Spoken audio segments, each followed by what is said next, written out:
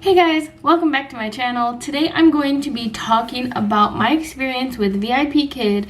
So far it's been a little over a month, so I'm going to talk about how I felt on my first day. I will actually show you footage, and then how my first month was, and then my first real month. Because I started towards the end of March, so I just worked for a few days and got paid, and then I worked for the whole month of April, and now we are here in May. This is not a fairy tale. This is just my real life. It's nothing close to a fairy tale. In fact, you'll see that it's nothing what everyone else says it can be. So right now I'll insert the footage of me on my first day freaking out and actually being nervous about teaching. Hey guys, what's up? I'm about to have my first class of VIPKID,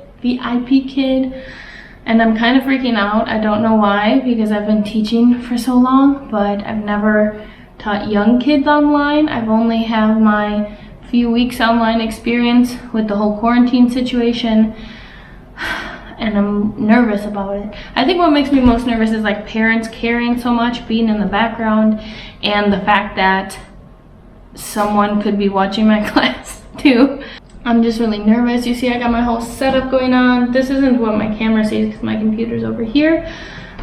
I opened up a bunch of slots today because today's my day off from the university, and I thought I would just get a few classes because everyone said you just get, you know, one here or there on your first week or whatever. But I have 8 classes today.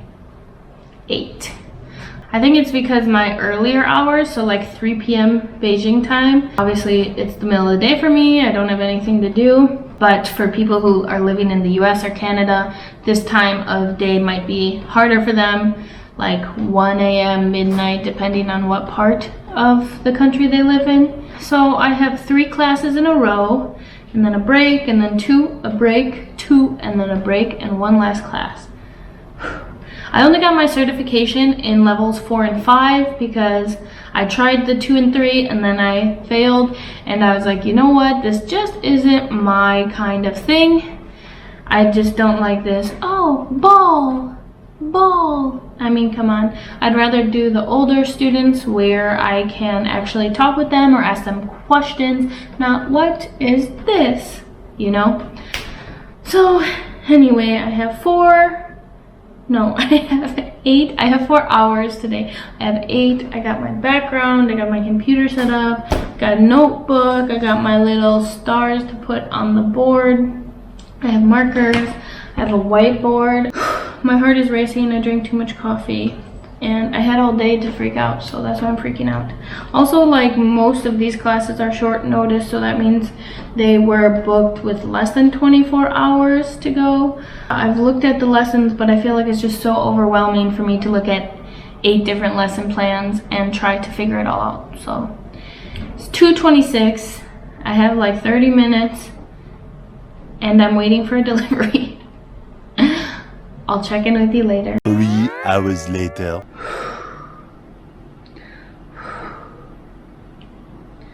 All right. I'm tired. I'm tired. I'm not even done. It is now 6 o'clock. I have completed 5 lessons. I had a little break in between for like 30 minutes. And now I have an hour break until my next couple. I'm feeling so much better. Everyone's right, like all the stuff I was reading online saying you just have to get it done and then you'll feel better. I had so many nerves. I mean, as you saw, I was feeling so nervous before my first class, but I feel like I was so lucky for a first class student. I had this girl, and she was like 8 years old. She didn't even need me to help her. She could just read when needed or ask the questions or answer the questions. Honestly, I didn't really even need to help her with much, just a little. I think I was too lucky, because then my next student was not an ideal student. He was very distracted. He really needed some help. It wasn't as good as the first girl, and then I thought, okay, I had 1 great student, 1 not so great student, and boom, boom, boom. And now I'm 5 students in, and I'm just feeling much better, much more relaxed. I'm not as nervous about not knowing what's coming next. Even if I don't remember every slide, I just feel much more calm. So I'm kind of happy, I guess, today was a busy day, because now it just takes me one day to get 8 classes finished versus like if I was only doing 2 a day or 1 a day. So I'm feeling good. I'm feeling much better, but 3 more classes for the night, then I'm done. I'm tired. All right, it is now 9:27. I'm done for the day, and that wasn't even a full day, like a weekend or anything. I don't know if it's because students are having online classes still, so they're home during these times. My first class was at 3, where normally students should still be in school by 3, 4 even. Day number 1 with VIPKID, and I have 8 classes under my belt. I feel great. Just that I got the practice to feel more comfortable with the platform and the whole going through the slides and getting the students to do whatever. I'm feeling much better than I did, like, what was it, 6 hours ago, 6.5 hours ago? I feel great. I'm really glad that I chose to not get the level 2 and 3 cert. I mean, I tried and then I was like, nah. And then when I did the level 4 and 5, I just felt like it was much more comfortable and better for me. So I'm glad that I did that, because I think that if I did 8 classes today with little kids, having them to just repeat and simple stuff, I mean, to each their own, right? I just know that's not my style. I mean, it's just not my thing. I teach university full-time, so teaching little kids just basic is out of my comfort zone. Level 4 and 5 is good. You know, I had a few students that were like, one that was 8 and one that was 14. The 14-year-old, oh my gosh, he was awesome. I don't even know why he was taking this class. I'm feeling good.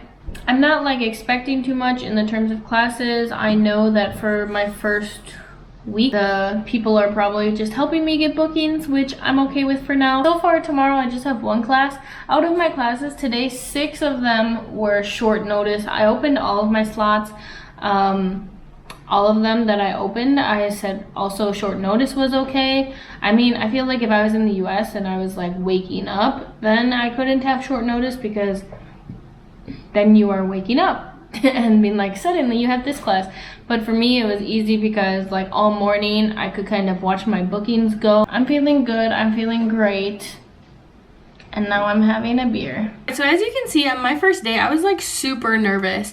I did the mock class for level 4 and level 5. I only took it once, which was great. I took the mock class for levels 2 and 3 and I failed and I needed to take it again. But then I really thought about it, and honestly, I'm better with older students. I mean, I teach university, so I'm more used to upper level teaching. So I thought, let me just take my chances with level 4 and 5. I know, like, when I teach young students, it's not really me anyway, because I have to be all fake and bubbly and da-da-da. I just started with level 4s and 5s. And on my first day, I think I opened on a Wednesday. I opened my classes for the next day, Thursday, and I don't teach on Thursdays. So I opened my whole day, and I ended up getting 8 classes this day, as you can see. And 3 of them were short notice. With short notice classes, you get $2 extra per class, which is great. So I opened mine short notice. I just close them if it's like I have them open early morning and nothing's booked, then I'll close them until 11 a.m. or whatever. Anyway, so I was able to have 8 classes on my first day, and 3 of them were short notice, and it was good. A few of them were back to back, and I was really nervous about transitioning from one classroom to the next, but I figured it out. I was okay with my timing. I wasn't going over too much, which was great because I was really worried about that. I'm like an avid user of the VIPKID Reddit, so I read on there and I know how the veteran teachers feel and stuff. So I was trying to stick to 25 minutes, maybe a minute over. So total in March, I started on March 26th, so I only had a few days in March, 6 days in fact. So for the whole month of March. I don't think it's a month because actually it was 6 days. It was barely a week in March. I ended up having 17 classes total. And like I said, a few of these were short notice, a few of them were not. Some of them were repeat students, some students I only had once and never saw again. So 17 classes in 6 days, that's not bad. I ended up my first month, my first pay, I guess we'll say, my first pay was $159.10. Not bad for a random part-time job that I just got into. So I thought, this is going great. I have a few students who I've had twice, and then, oh, maybe they signed up again for next week. And then April happened. And as much as I tried, for the whole month of April, 30 days, 30 whole days in April, I had 7 classes. 7. And most of them were with, like, repeat students. I wouldn't say regulars because they're not booking me every week. This one boy I saw a few times, and this other girl, she booked me a few times. But besides them, I just had the random, like, short notice. Maybe they couldn't find anyone, who knows. 7 classes in the whole month of April. That's not much. In fact, it's not even enough for me to receive that pay. So that totaled to $62.10. And the way that VIPKID pays is, I think it's $80. If you don't meet the $80 threshold, then they're just not going to pay you because I don't know, something about banking fees or whatever. So I thought, oh, that's not bad. I mean, I didn't know I wasn't going to meet that for the month of April, but here we are. So I won't be getting that until I somehow get classes in May. It's May. I mean, I haven't had classes. My last class was on April 23rd. So it's been well over a week with nothing. I think I need to redo my video because I did that really quickly just to, like, put up a video, because you had to put up a video before they accepted your whole application or, like, made you a real teacher, whatever you want to call it. So I need to, I think, revamp my video. I'm going to try to change my photo, although I think my supporting photos are really nice because they're both photos of me teaching. One of them is at a university and one of them is me with, like, little kids that I tutored. So I thought that would be helpful, but I think maybe my profile photo I should change and my profile video I'll change and try to make things work. I don't know. I just realized this is crooked. The whole month of April I was having, like, 1 class a week, 2 classes a week, nothing, right? So, you know, I go on Reddit, see what other people are saying. Obviously, everyone is struggling for 2 reasons. Number 1, a lot of people are applying to VIPKID right now. Not only VIPKID, but all the online jobs, but mostly ESL, because it's pretty easy. You don't really need that many qualifications, just kind of a bachelor's degree, right? And some kind of experience with kids.